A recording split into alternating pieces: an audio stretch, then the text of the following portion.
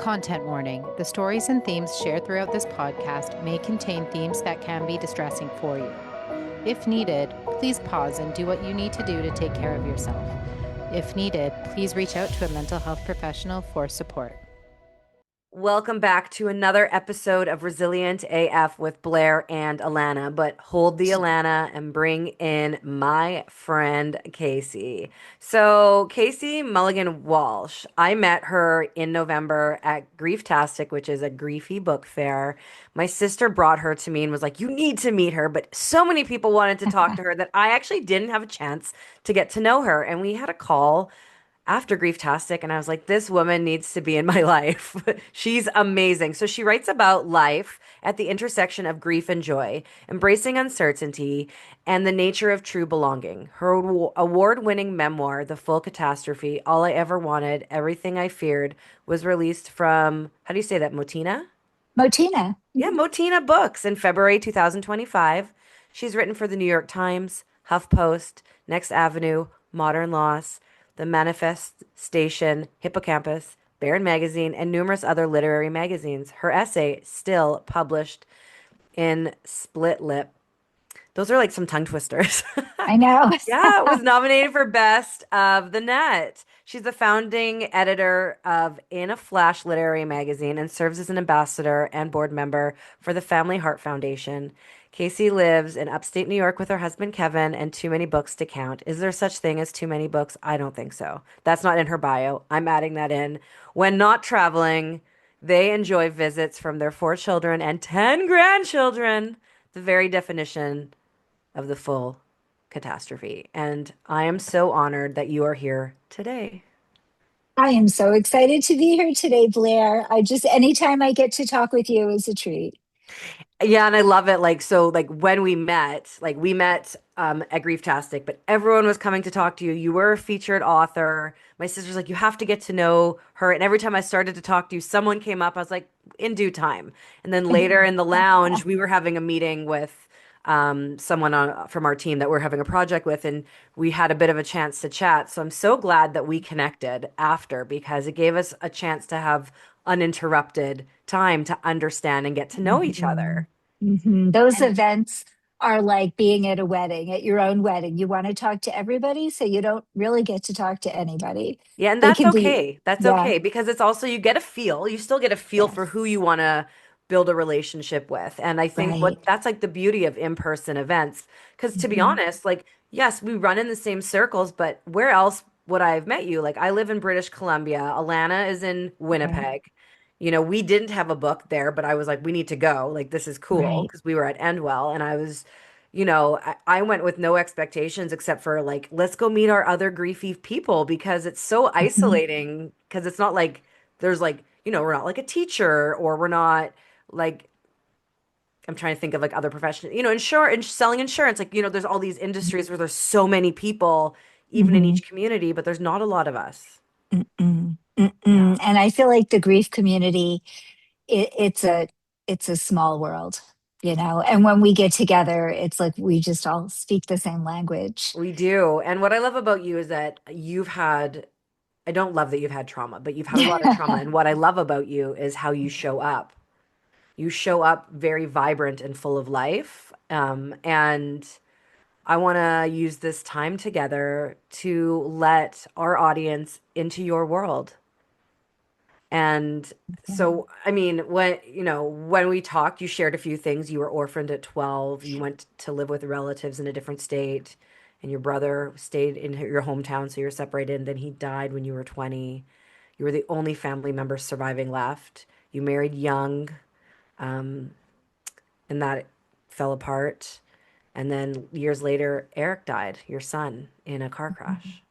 Mhm. And you've had a lot of shitty things happen. Yeah, that's true.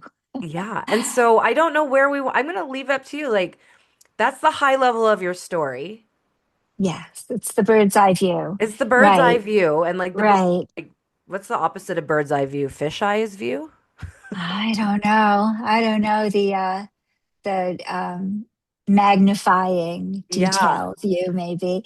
I was just listening to another podcast yesterday where the host often asks, she'll know who she is too, often asks her guests, what was your first experience with grief? Or, how did that inform how you experience grief for the rest of your life, I right? mean, you And can answer that, but let's use that as a base, but okay, let's use it with resilience. okay, What's your all first, right. yeah, like what's your first experience Well, remembering? Like maybe you didn't know at 12 what the word resilient meant, or even if it was right, a word, but one of those right. first moments where you realize like, wow, this is hard, but I can get through it. Right. So that's just such a loaded question. In fact, I write in my book that I was unbelievably a full-fledged adult probably in my early 40s before I ever even knew the word resilient. Like it was not in our lexicon in the 60s and 70s and even, the early 80s. Um and so I say I didn't know there was a word for putting one foot in the other in front of the other every day, whether you wanted to or not, Mhm. and that's not exactly a textbook definition of resilient, but it's kind of part of what it takes to be resilient.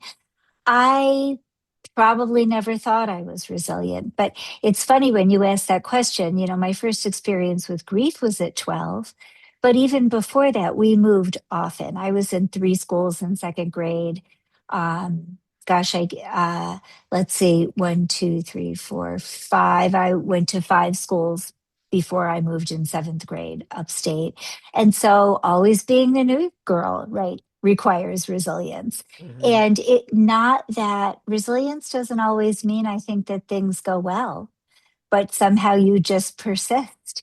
And so it took me most of my life to figure out why uh, I don't know, I was bullied as a kid. And I think it comes down to um, I said this in another podcast too. I hope it's okay to say here. I'm sure it is. Uh-huh. I didn't have enough fuck you in me. I was just like I thought if you were nice to people, they would be nice to you, and that's kind of not how it works. And I didn't have an exterior that you could just see right through. And so each of those moves, even in second grade and fifth grade, seventh grade, they all required a lot of resilience. And being a But teenager is also hard. well, and just think about, I mean, this isn't even about me, it's just in general. Think about being 12 in seventh grade and having to start all over in a whole new environment, not even the town you knew or the people you knew, with none of your family members. And like, and your parents are dead. You're now My parents are uprooted. dead. My brother is somewhere else. And I'm living with a family who my mother was from Louisiana and she was warm and Southern. And I think I'm not Southern, but I'm more like her. And Hmm. I was sent to live with what I would call, even though we were in New York, we were right on the border of Vermont, the New England farm family, right? You don't hug or kiss or touch or talk about emotions. God forbid, talk about the So people from who warm just to cold. died from Yeah. warm to cold, and not even intentionally cold toward me. They didn't know how to be warm. Mm. And so, yeah, so that was, well, that's my book, right? And so my book is really, it's, it starts when I'm younger. It actually is the activating event is the death of my mother, though, of course, I flash back to my childhood. But it's the story of how I didn't even realize this is what I was doing, but all that early trauma and loss and death just set me off on this search for belonging. And though this was partly my saving grace and partly why I maybe didn't get support, is that I was always a really good student. So, hey, she's, making all A's. She doesn't need any help or anyone to talk to. She's doing just fine. Um, and so, though there were a lot of things I could have explored, I needed a family more than I needed an education, at least in my mind. Yeah. And so, I married young and a perfectly nice guy, but hugely influenced by the fact that his family embraced me as theirs from the very beginning, which how Mhm. could I say no to that? Um, and you were right, like it didn't last, but when it exploded, and it didn't just crumble, it exploded, it was more than 20 years later, because I'm very determined. And so, I'm going to make things work, damn it, whether they really should be working or not. And so, in the middle of that very extended and very contentious divorce is when my son died. So it was the shit show. It was all happening at once. The dark night Wow. of the soul was really those 2 years leading up to Eric's death. Not that it Mm. wasn't, a terrible thing and awful grief when he died, but part of what makes my story unique, I think, is that I those 2 years leading up to Eric's death, I was really forced to find a new way to see the world and a new way to Mm. be in the world, which was there for me that day when he died. Remarkably so, like unbelievably so. Yeah, that's a lot to unpack. And first of all, I'm so Yes. sorry for everything you've had to Thank navigate. That's a you. lot of Thank you. loss and struggle, especially starting at such a young age. And I can't imagine what it's like to lose a child, especially in that way, while going through a huge, ending of a relationship of multiple decades plus. Right. Right. When you first started sharing that, you talked about your search for belonging. Can you recall a time in this search when you started to feel that you were enough or that you do belong? Well, I think that didn't happen until I met my husband. I would say married, but even before that, his family just took me in as their daughter. And I made this big move one town north. He lived in the next town north. And it was a very different town. The town that I had been sent to live in was kind of both small villages, but more like a New York mill town, factory town. Yeah. And this one town north was very much a little Vermont village. And there was, and then immediately, rather than, I got a 2 year degree rather than, getting my PhD in Rome or something, I worked at the local bank. And that was back in the mid 70s, where everybody in town banked in that bank. So everyone knew me. I knew everyone. When I had my son, my oldest son, who died later, it just, people, I would walk him in town and people would like pull over in their cars to jump out and see. But I never felt so much a part of a place. And so that Amazing. explains, right, why it was so hard for me to see the writing on the wall, or to realize that I needed to have a plan to get out or whatever. And then, we won't go too far into this, but I've been asked, like, what would I tell that person? There were no easy answers. I made like $8 an hour at a part time job. I had no family. I had no means of support. It isn't as though I could have just said, sorry, I'm taking the kids and going to live on my own. So sometimes you create situations for yourself that take a lot of work to get out of. Yeah, and that's so true. And first of all, I love that you found that belonging in your community where people were pulling you over and Yeah. everyone knew you and like that sense of community, which, Hmm. it sounds like you lived in that place for a while, so you had your roots and you were able Yes. to establish that. And Right. I think that's so important because, like, growing up, like, we're friends with who we're in school with or who our neighbors are. Hmm. And then as an adult, you actually kind of get to choose a bit more your chosen family, Yes. right? Yes. And Absolutely. and although like you were in your relationship that was unraveling or you wanted to end, you still had this support of the community, even at that level of someone who maybe just knew you from the bank and wanted to, stop you and see you. And I think that's actually something so beautiful. And It is, although so what's missing here is that I did work in the bank for 18 or 19 years. And then when I was 39, I realized that, I was going to work in that bank for 40 years if I yeah. didn't do something. So I went back to school and got my bachelor's and master's degrees and became a speech language pathologist, and I was very involved in like a small church in that town. And it was all great while I was towing the party line, right? But now, um, gosh, I was home more than I was when I worked. I had entire summers off, but then to some people, I had like really stepped out. I had like abandoned my family to go back to school. Oh, And really? so some of that support was still there. I think my close friends changed over Mhm. those years. Some of the people who had been my friends earlier couldn't make that transition with me. Right. And the irony was, I felt like I was more available to my kids and more involved and giving them also a good role model. But so, that town I lived there 25 years. I never lived anywhere for 25 Are years. So, you are in you still ways, there? no, now I've lived where, no, I'm happily remarried and I have a wonderful, supportive husband. And we've been here like 22 years. So time flies. But Yeah. I think that that town will always be like my hometown to Yeah. me. And And yeah. it's kind of a character in my story because Mm. where until it didn't work, what better setting for someone who wants to feel like a part of something than a small village where everybody knows you? I think You that's know? beautiful. And it's interesting because I've moved, like growing up, I lived in the same city, but then Mhm. finishing university, I moved with my job a few times, and I found that community in a place I used to live. And I didn't Mhm. want to leave, but we moved to be closer to my mother-in-law after my father-in-law died. So I moved Right. cities, but I found this community that I loved, and it was like, this feels like home. Yeah, that's And great. yeah, well, I mean, Yeah. I'm not living there now, but it's good to know like there's certain places like when you're in somewhere like does this feel right? Does this not feel right? Right. And Right. that was one of your seasons. Um, Mhm. would you be okay if we talk about Eric for a little bit? Oh, yes, of course I would. I would love to know, tell us about Eric. Tell us about his Oh, gosh. personality and Yeah.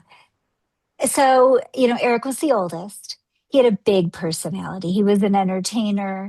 He was, I always tell this story about when, I see kids out in the wild, right? We all do on planes and in restaurants, and some of them are very shy. He was that kid who would like not only play peekaboo with you, but entice you. And then by the time we were done, like somebody else would be holding him at another table. That was a simpler time. You could do that. Um, but he was I would describe him often as he was charismatic and all of those things. He had my father's Irish charm. My father was also irresponsible and a risk taker, and that is who Eric was. He was a sensory seeking, as he got older, risk taking kind of guy. A lot of us know them. And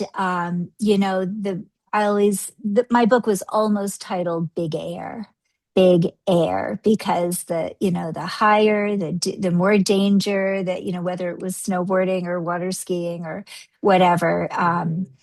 He was really drawn to risk taking. And as my social worker husband pointed out to me years ago, when you're a risk taker, and over again, you take risks and they come out okay. Mhm. The only risk that doesn't come out okay is the last one, you know? And Touche. so, he was taking, I don't go too far into this story, not because I want people to buy my book, but that's why I wrote the book. It's such a complicated story about why he went from being this like on top of the world kid to kind of falling apart.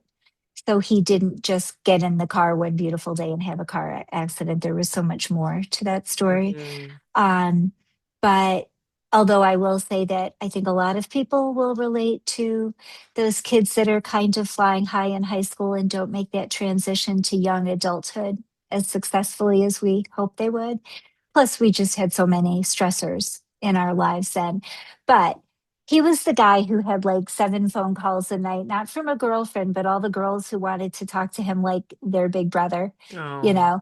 And so he was, yeah. And even at his memorial, people talked about how he never got too old, like too cool or too old to like talk to adults. And but what people often remembered is him whipping through town in his car, and then he'd like pull over and jump out of the car to tell you this cool thing that he just did. And he definitely had an extroverted sort of personality, though he was also very sensitive, which I think is sometimes that dangerous combination, right? Because people don't see what's beneath, they see the exterior. Mhm.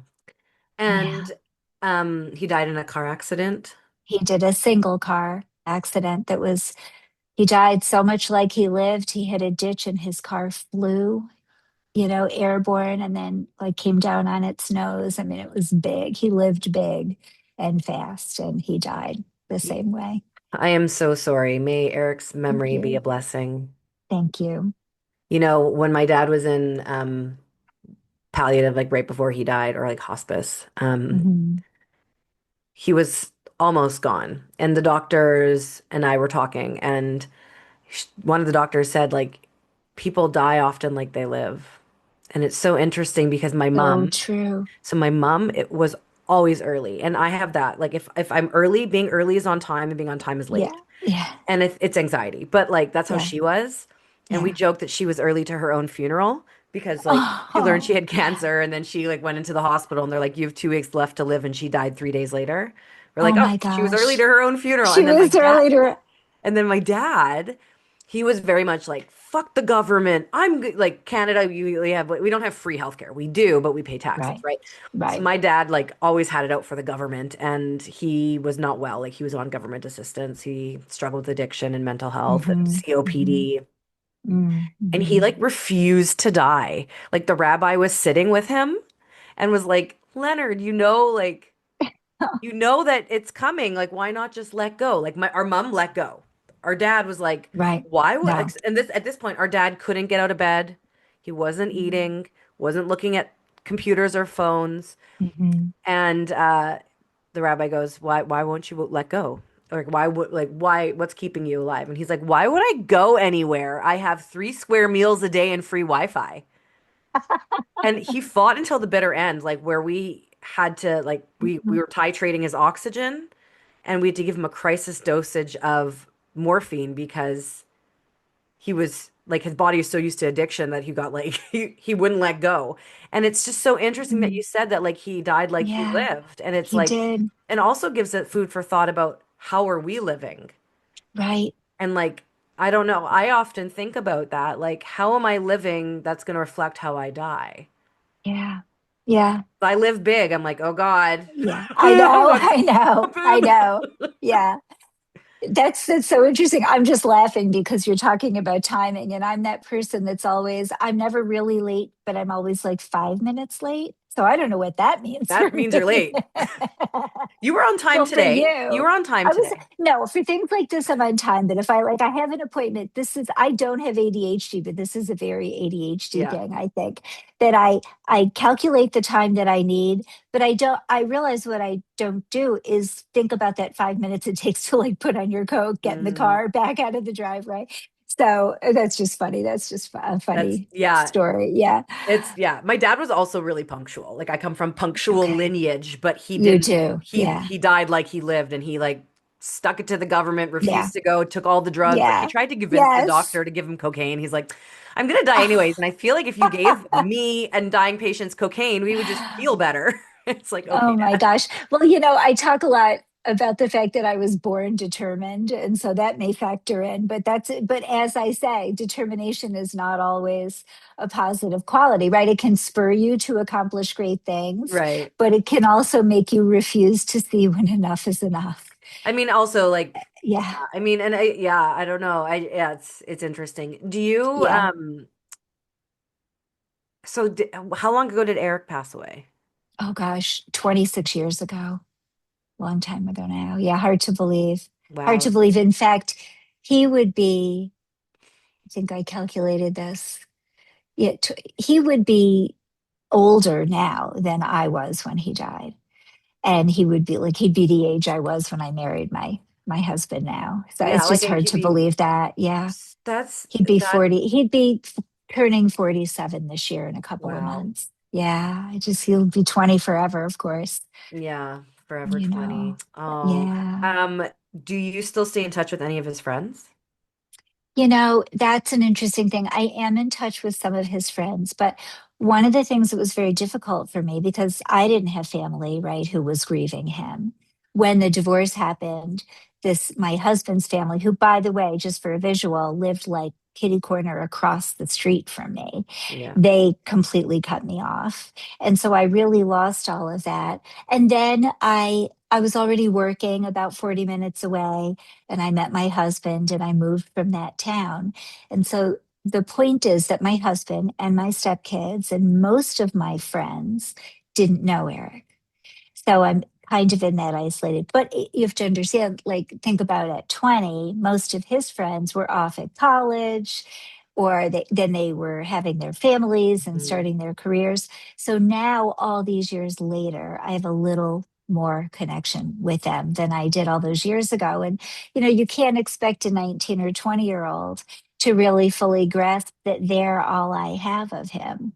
And so there were times that I had some really strong, um, times where I spent a lot of time, for example, with one of his good friends, and it was so meaningful to me. I've written about it. But then it's kind of like when you break up with a boyfriend, or when you have a boyfriend and you know that you need them more than they need you. Like, every one of those was also an opportunity Mm. to feel hurt a little bit. And so I learned to kind of put that aside. And then now, all these years later, I think they're older, they're having kids of their own, and they're understanding, what that Yeah. really meant. I do have to go back though and say that my husband's family, who I had been so close to, um, he had two sisters that didn't live close by, but the younger sister, who's my age, who I spent a lot of time with when we were both dating our boyfriends and getting married and having kids, we're very close now. Like, all these years later, she's kind of come back and So your is ex-husband's really sister. support. Mhm. And Oh, I that's give her a nice. lot of credit because she's like really promoted the book to her friends and things. And I'm sure it was difficult to read difficult things about her brother and her mother, but there is a lot of perspective and forgiveness at the end of the book. So I just said, please read the whole thing and get to the part where Yeah. I kind of see things through different eyes. But it takes a really special person to be able to get past all that and still feel very connected. So I'm really grateful for her. That's really Yeah. beautiful. So all of your links are in the show notes. Yes. Please go buy her book, read it, fall in love with her. You can connect with her on social media.